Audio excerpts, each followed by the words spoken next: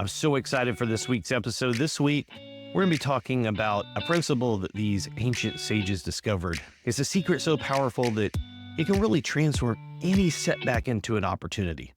It's a way to find unshakable peace, even when your world's falling apart.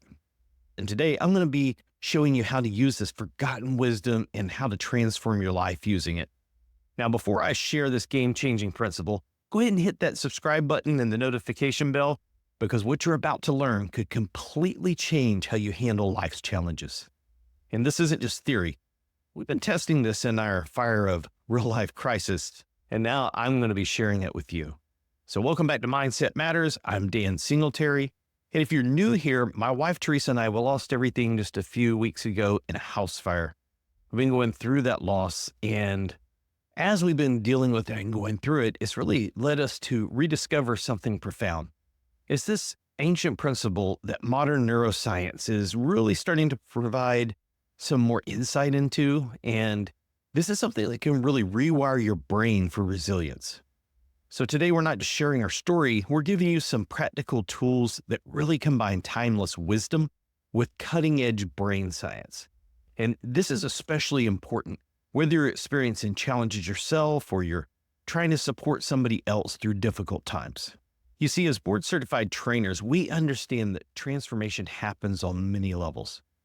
Maybe you're facing a major setback and you're looking to find your way forward, or maybe you're stuck in a situation that you can't control and you need a new perspective on it. It could be that you're feeling overwhelmed by life's challenges and you're just looking for some clarity. Or, maybe you're watching somebody that you care about really struggle and you want to help them find the right words to help them kind of get through this challenge that they have. So what you learn today can change everything. And not just for you, but for everybody that you touch with this wisdom. Because when one person discovers how to transform suffering into growth, that understanding, it just ripples out and it starts to transform entire communities. Let me ask you something. Have you ever noticed how some people, they seem to just maintain their peace, maybe even in the midst of chaos? But then at the same time, other people, they get knocked down by just the smallest setbacks. Well, take a moment right now, and I want you to think about your own response to challenges. When something goes wrong, do you find yourself kind of replaying the past mistakes in your mind, or maybe worrying about future outcomes? Or do you find yourself getting stuck in that spiral of, why is this happening to me? So as coaches and practitioners, we see this pattern every day. Whether we're working with CEOs that are facing major setbacks, or it might be parents navigating family challenges, or even some other coaches that are looking to better serve their clients. The core struggle is usually the same. It's the gap between accepting what is and creating what could be. Here's where something really incredible really starts to happen. When we approach challenges from a place of resistance, our brain actually activates stress pathways that cloud our judgment and they limit our options. But there's another way. There's a pathway that combines the profound insights of this ancient philosophy with the latest discoveries in neuroplasticity. It's a complete paradigm shift in how you relate to challenges. And once you understand it, you'll have a tool that works in any situation. Whether you're navigating your own life's challenges, supporting clients through their transformations, or you're helping loved ones find their way through some difficult time. So there's this beautiful concept in ancient philosophy called santosha.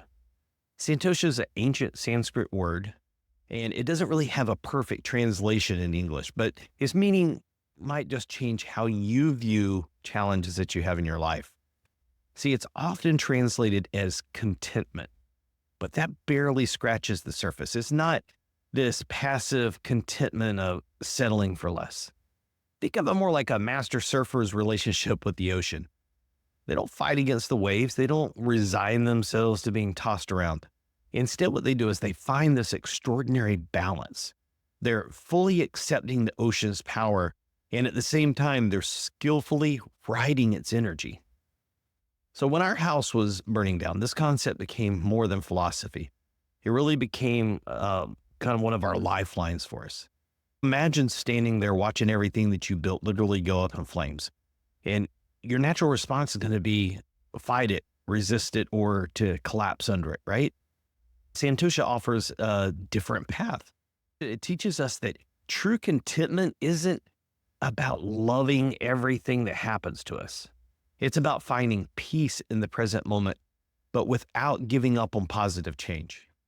It's that sweet spot between acceptance and action. So think of it this way. It's not saying this is fine when things aren't fine. It's not pretending that everything's perfect. It's not giving up on what you want. Instead, it's about acknowledging reality exactly as it is. So you're really finding peace with where you are. So at the same time, you're maintaining the energy and the clarity that it takes to move forward. So take a moment right now and really think about something that you're struggling with. Notice your relationship with it. Are you fighting against what is? Are you trying to pretend that it's not happening? Or have you found that balance point? Let me share a couple of powerful techniques, and they combine ancient wisdom with modern neuroscience. And I call this the peace method because that's exactly what it helps you find, even in life's storms. So present moment anchoring, that's the first step. And it's something that both the ancient philosophers and modern psychologists agree on. You can't find peace if you're time traveling. And here's what I mean by that. Think about your current challenges. Notice how your mind probably does one of two things. It's either replaying the past, saying things like, if only I had done this, or if only I had done that. Or it's rehearsing the future that hasn't happened yet, saying things like, what if this gets worse? Instead, try this simple but powerful practice. I want you to find one thing that you can sense right now.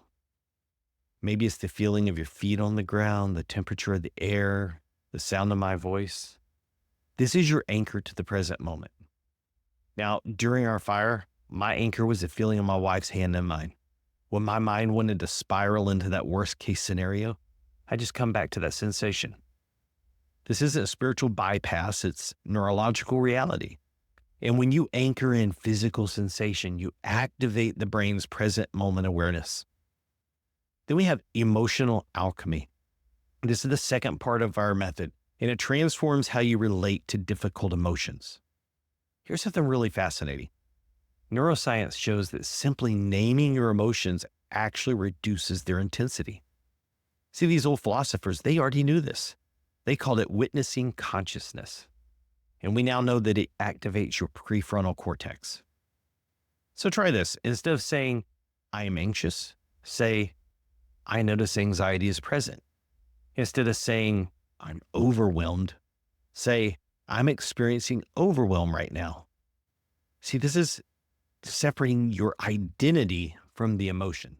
And this little shift creates what scientists call psychological distance. It's creating just enough space to respond wisely instead of reacting. So if you're following along, try this right now with me. So whatever emotion you're feeling, drop it in the comments. I notice blank is present. Watch how this small shift changes your relationship with emotion. Next is conscious engagement. This is where Santosha becomes truly transformative. Once you've anchored into the present and you've created space around your emotions, you can choose your response from wisdom instead of reaction. Okay. And then the A is active acceptance. This is where most people misunderstand acceptance. They think that this means giving up. But true acceptance, the kind that Santosha teaches us, this is actually dynamic and it's really powerful.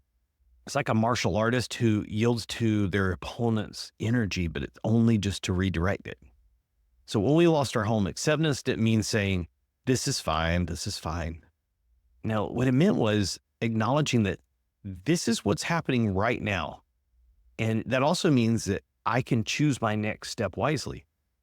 This is where modern psychology and ancient wisdom perfectly align. Acceptance creates the mental space for transformation. So try this exercise. Just complete the sentence. Right now, this situation is exactly as it is. And, okay, notice how this opens up possibilities. You fill in the and. Instead of closing down possibilities, this is going to open possibilities for you. Feel how different this is from resistance or resignation. Experience how your body just relaxes while your mind stays clear and alert. Brain imaging shows us something really, really remarkable here. When we practice this kind of active acceptance, we activate both our calming networks and our action planning centers. It's like finding the perfect balance between peace and readiness. And then the C is conscious expansion. Once you've created that foundation of present moment awareness and acceptance, you can expand your perspective beyond the immediate challenge that's there. Today, neuroscientists call it cognitive reappraisal. Here's how it works. Ask yourself these 3 questions. What skills am I developing through this challenge? How could this challenge be preparing me for something greater? And what opportunities are now possible that weren't before? After the fire, this practice revealed something really, really incredible to us. It forced us to kind of distill our teaching into its purest essence. What seemed like a devastating loss became the catalyst for reaching and helping more people than ever before. And then the EM piece is energetic alignment. The final step is where transformation becomes sustainable. It's about aligning your energy with your deepest wisdom instead of your temporary emotions. So this last part of our method, it might be the most transformative part of it because it's where theory becomes a lived experience. Imagine for a moment a river flowing downstream. And when we're in resistance, it's like someone trying to swim up that stream. We're exhausting ourselves. We're fighting against the current. But when we're in alignment, we're flowing with life's energy. We're consciously choosing our direction. So within that, there are 3 levels of practice. There's the first level, which is body alignment. And this is where you start by noticing your physical state right now. Are you tense? Are you contracted? This is your body's response to resistance. Now, here's a simple thing to put into practice. Just take a deep breath, and as you exhale, feel your shoulders dropping. Notice how your body can be both relaxed and ready for action. See, this isn't just meditation. It's rewiring your nervous system's default response to change. During our rebuilding process, I check my physical state multiple times a day. Anytime I notice tension, especially when dealing with insurance companies or contractors, it's a signal to realign my energy before I take action. And then the second level is mental alignment. This is where we bring together everything that we've learned about Santosha. Instead of forcing outcomes or resisting what is, we learn to move with intelligent purpose. And here's how. So before taking any significant action, just pause and ask yourself, is this action coming from resistance or alignment? Am I trying to force something, or am I moving with clear intention? What would this decision look like if I made it from a place of peace? Here's what's really fascinating. Again, neuroscience shows us that decisions made in this aligned state activate different neural networks than decisions made under stress. You're literally accessing your brain's wisdom centers instead of its survival mechanisms. And then the third level is life alignment. This is where Santosha becomes a way of life rather than just a practice. It's about having that perfect balance between acceptance and action in everything you do. Think of it like living in the eye of a storm. It's this calm center while you're engaging powerfully with life around you. Let me give you 3 real-world scenarios where this makes all the difference.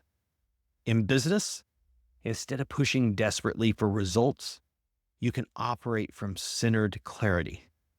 Actions become more effective with less effort.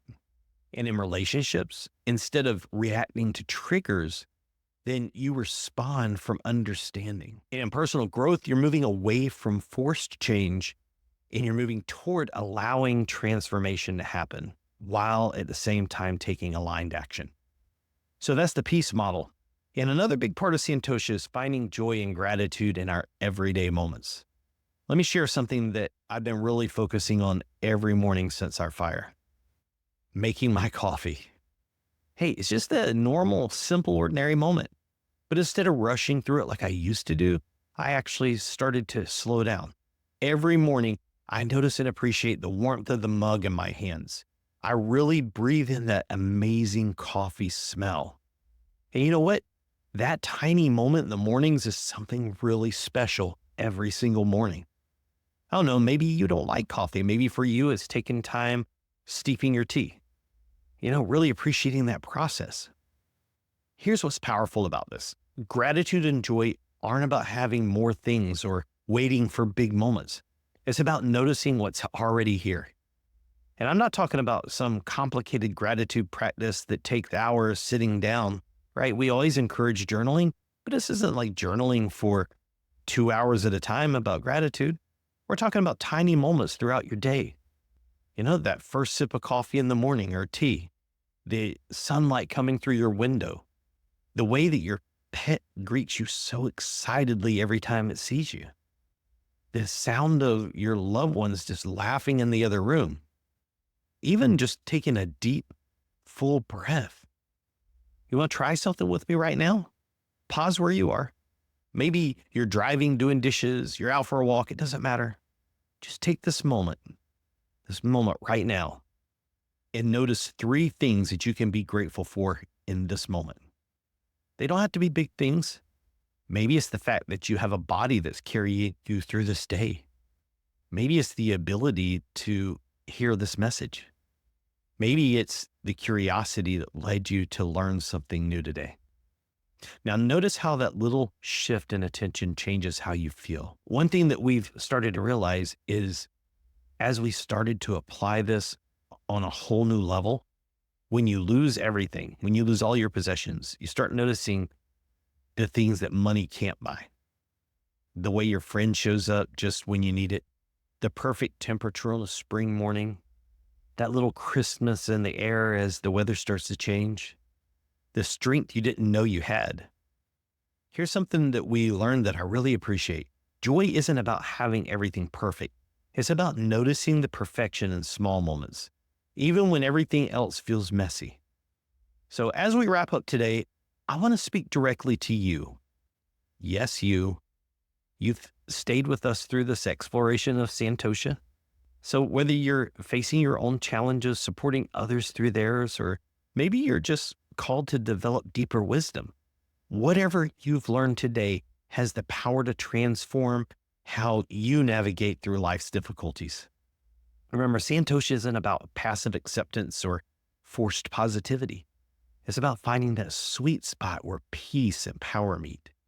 Just like we've discovered as we've gone through some challenges, it's about being fully present with what is while remaining open to what could be. So your journey with Santosha begins right now. Before you close out this video, I invite you to do 2 things. First, take a moment to reflect on one situation in your life where you can apply what you've learned today.